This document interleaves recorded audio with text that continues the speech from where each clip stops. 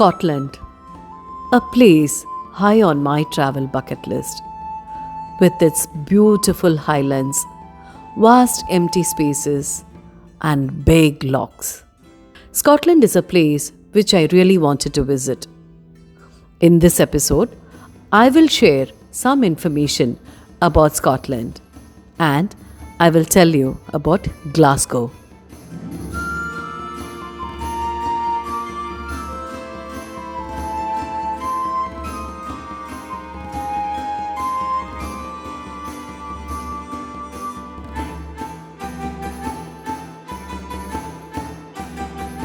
Where we stayed and what we did.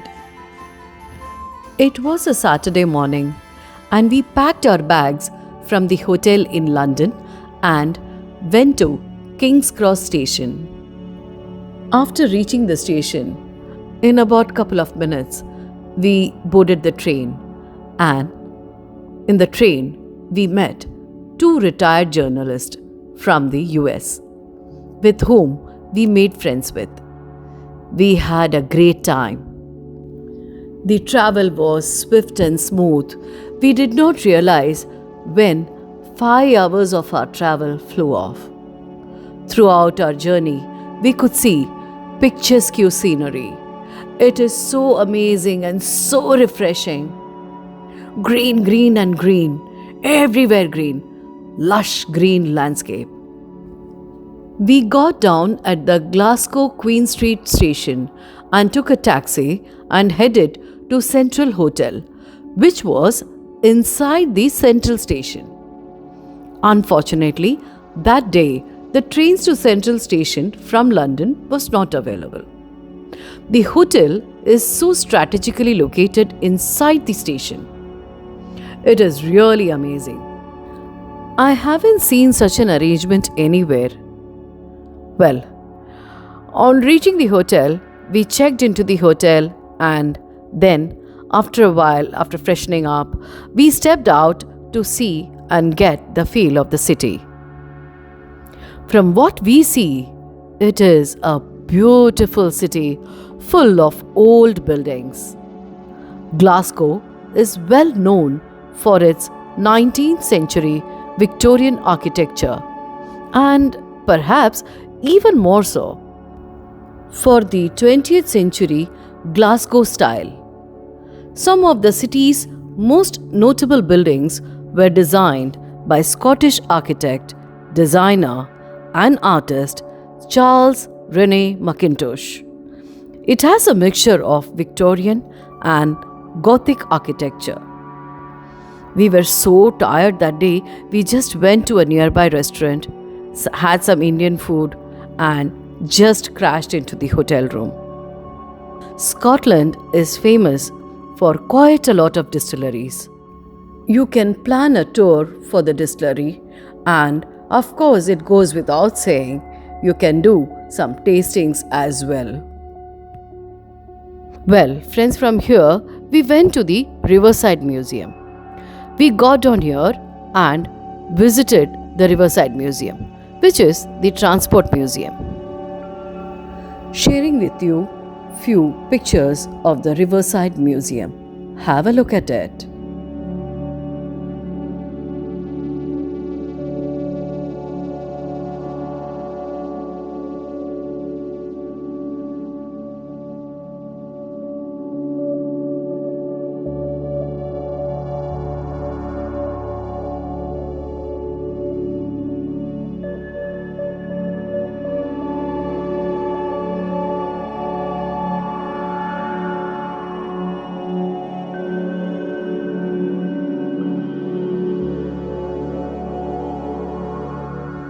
After the tour of the museum, we took another hop-on hop-off bus and we headed towards Glasgow University.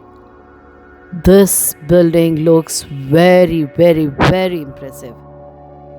We could not go inside and have a tour, but how I wish I could have studied here.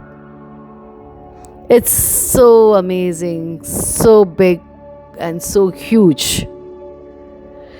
With this feeling, we moved towards Kelvin Grove Art Gallery and Museum, a large imposing building in the style of Spanish Baroque, and from here we go towards the Buchanan Bus Station.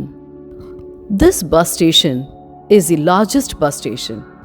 From here, all the buses start and terminate for all the day tours and the city tours.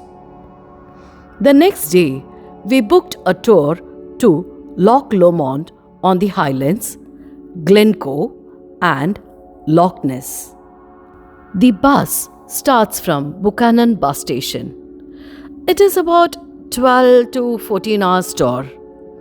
First, we reached Loch Lomond in about an hour or so.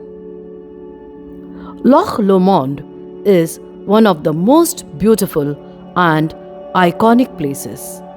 The mesmerizing loch lies in the heart of Loch Lomond and the Trossachs National Park, where you'll be surrounded by charming villages, rolling countryside, hills, and some truly wonderful activities.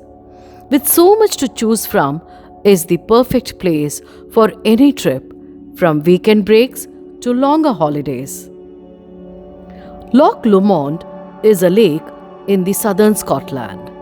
The surrounding highlands area is home to red deer and oak woodlands.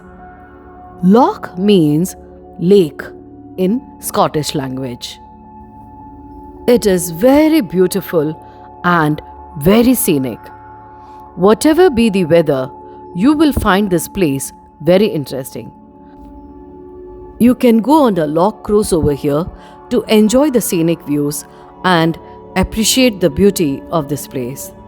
There is nice trail to walk, a nice place to eat, and people here are very, very, very friendly.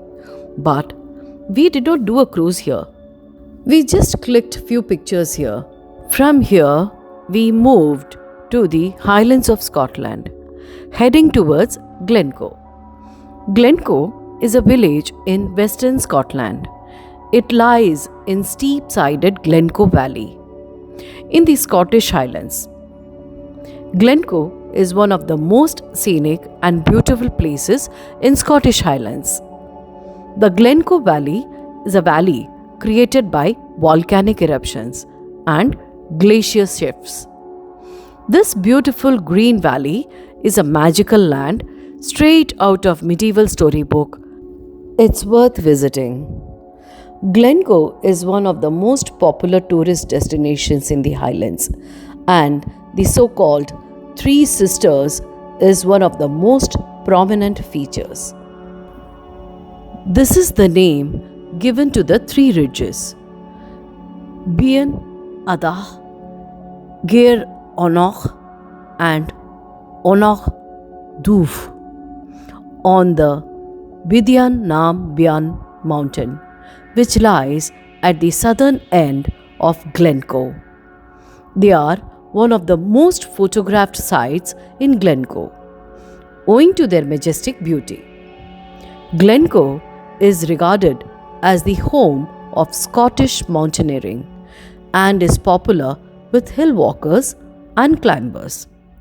Glencoe is an awe-inspiring landscape of looming mountains, is also sometimes known as the Glen of Weeping in reference to the massacre of Glencoe in February 1692, when 38 men of the Clan MacDonald were killed in the night by soldiers from the Earl of Argyll's regiment of foot, who they had accepted in as guests.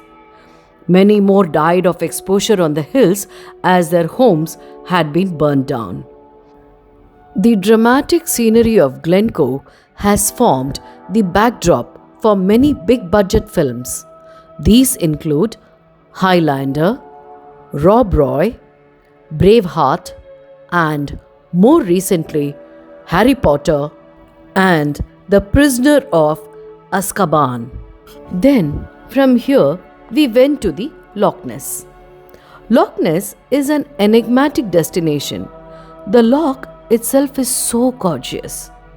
Loch Ness is Scotland's most famous loch, and you will find it in the Highlands.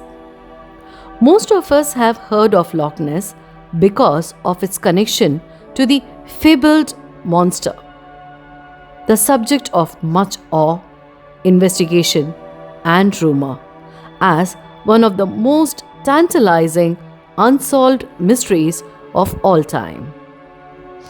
The strangeness surrounding the Loch Ness monster is not unfounded, as there have been numerous sightings over the past 1,500 years and many theories to it.